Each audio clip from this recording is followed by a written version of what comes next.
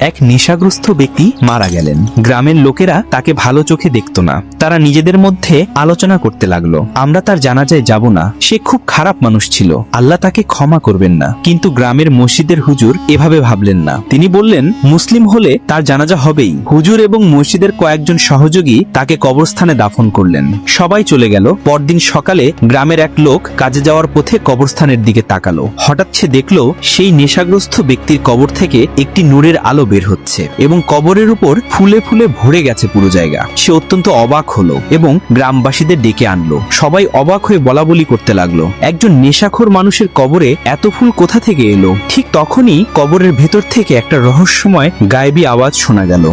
এই মানুষটি যখনই কোনো ভুল বা গুনাহ করত, সেই মুহূর্তেই সে আল্লাহর কাছে ক্ষমা চাইতো, আর আল্লাহ দয়ালু, আল্লাহ তাকে ক্ষমা করেছেন। তাই তার কবরকে জান্নাতের বাগান বানিয়ে দিয়েছেন। বন্ধুরা, এখান থেকে আমরা বড় একটি শিক্ষা পাই। বান্দার গুনাহ যতই বড় হোক, সে যদি আন্তরিকভাবে তাওবা করে, আল্লাহ তাকে মাফ করে দেন। আমিন।